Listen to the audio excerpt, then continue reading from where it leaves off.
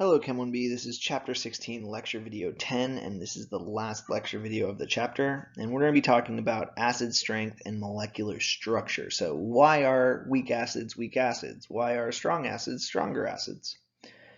Well, we can look at in terms of molecular structure why an acid is strong versus weak. There are three main factors in terms of structure that affect how well an acid will give up its proton. The first, possibly the most obvious, is the strength of the HX bond. The weaker this bond is, the easier it is to donate the hydrogen or lose the hydrogen from the acid structure. The second is the polarity of the bond. More polar bonds are going to be better for acid strength because if you have a really polar bond, you have this partial positive charge on the H plus, and you have a partial negative charge on the X minus, or the X. This makes going to H plus and X minus a little bit easier because you're almost already halfway there, right? The more polar, the more partial positive, and the more partial negative these two are, which means the jump from partial positive to full positive and partial negative to full negative charge is less. The final one really has to deal with oxyacids only, and that is the ability of other atoms attached to X, like oxygen, for instance, that can help stabilize the negative charge of our anion once the hydrogen goes away. And so these are the three major things. Now, these three factors really affect our acids in different ways depending on what type of acid it is. So if we look at like what I like to call the or the non-polyatomic acid, right? So if we look at our anions here, all of them are not polyatomic ions. They're monoatomic anions. So if we look at the monoatomic anions,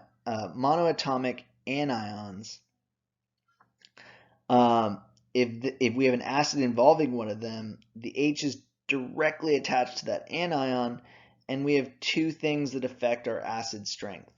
One is an increase in electronegativity of the anion, right? So as the anion gets more to the right here, its electronegativity increases, and therefore the polarity of the HF bond, that's number 2 on our list earlier, increases, which makes the acid stronger.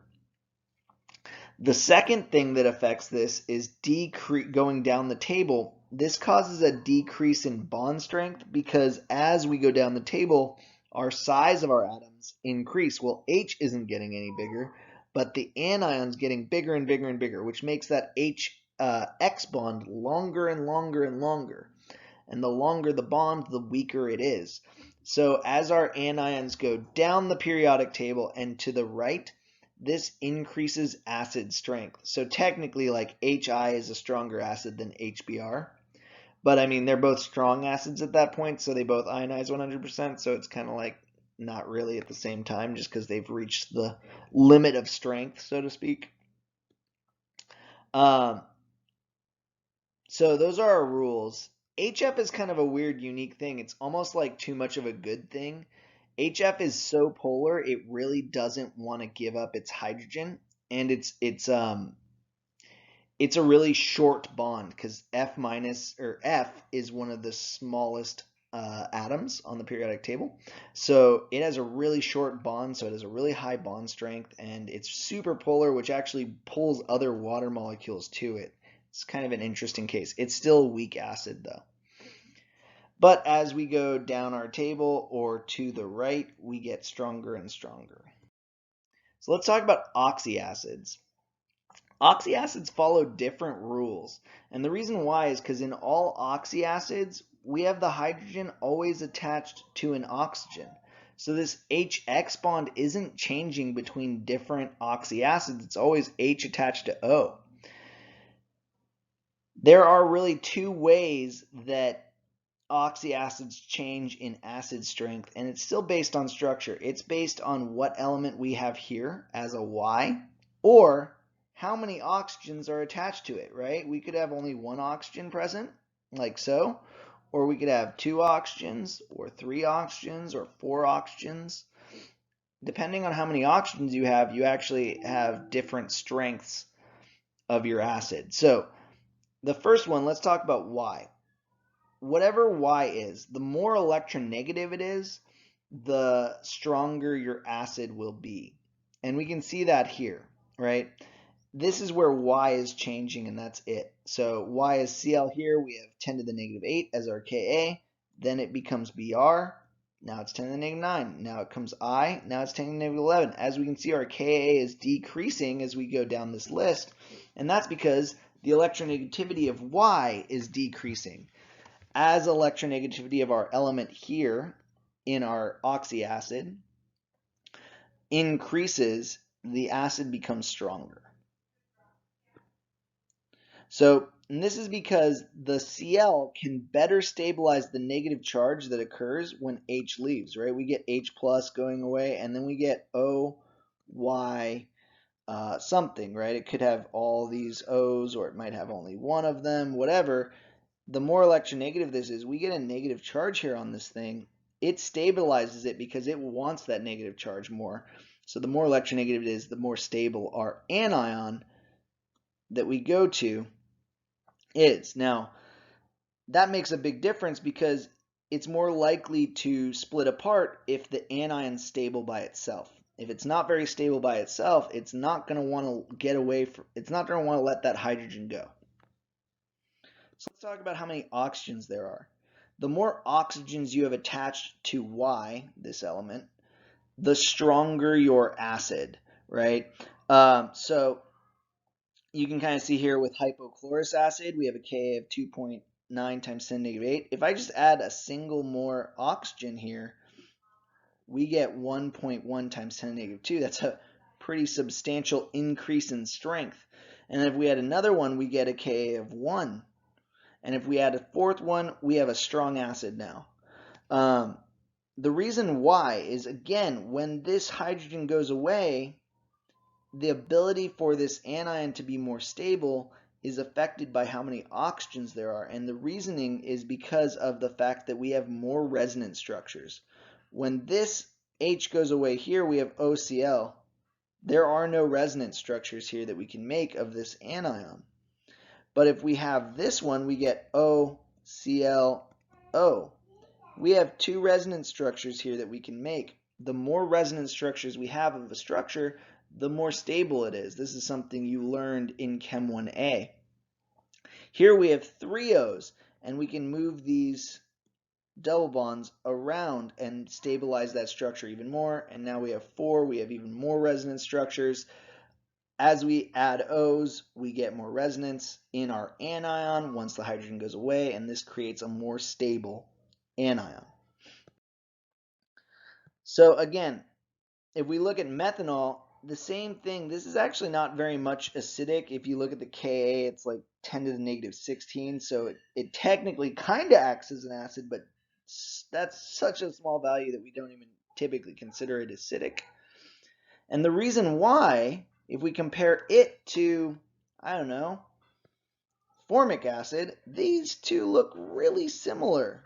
What's different? Well, this one has this double bonded O. And again, losing this, we have 2 resonance structures here. This double bond can move between the 2 O's on this anion that we form. With methanol, you don't have that. There's no resonance structure here. It's just got one resonance. There's no resonance structure. So this stabilizes that negative charge better. And because of it, we have a Ka that is significantly important. It's 10 to the negative 4. This is definitely a weak acid. So that's how structure affects acidity. We have one last thing to talk about. Well, let's do a problem and we'll talk about our last topic in this chapter.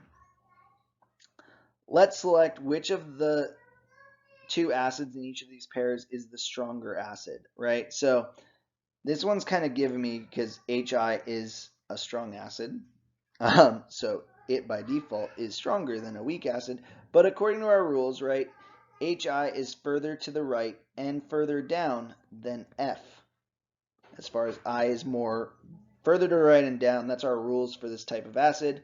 So I is the stronger one, that's our stronger acid. So I started last, let's just go back in reverse. Br in this case is the same. These are our oxyacid. Oxyacids have two rules. Why this element? More electronegative,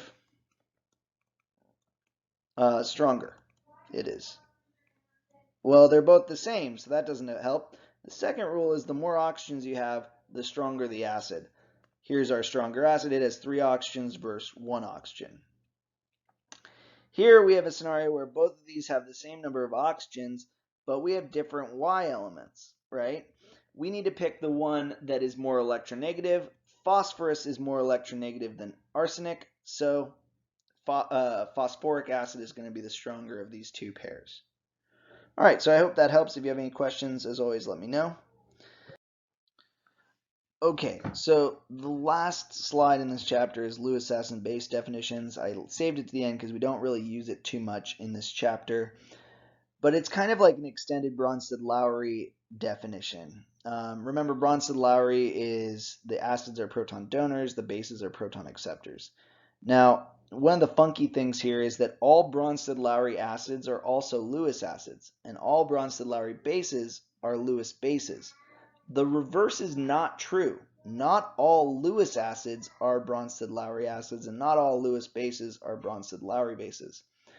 A Lewis acid definition takes it a little bit differently. We don't actually need to worry about hydrogen being present. You can have a Lewis acid, without having any hydrogen in the compound. Lewis acids are defined as lone pair acceptors, and Lewis bases are defined as lone pair donors.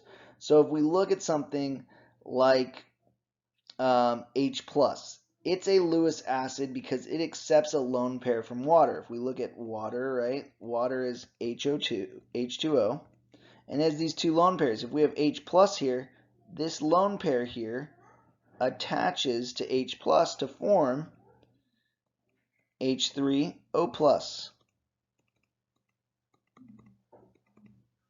Right? The H+ here accepted a lone pair from from oxygen, which makes it a lone pair acceptor, making it an acid. The water in this example is actually a lone pair donor, making it a Lewis base. NH3 is also a Lewis base because when it is with water, right, we have this lone pair here. It donates its lone pair to the hydrogen on water. Water accepts that, or the hydrogen on water accepts that lone pair, making it a Lewis acid and NH3 a Lewis base. So hopefully that helps. If you have any questions, as always, you can reach me via email or my discussion sessions. Have a good day.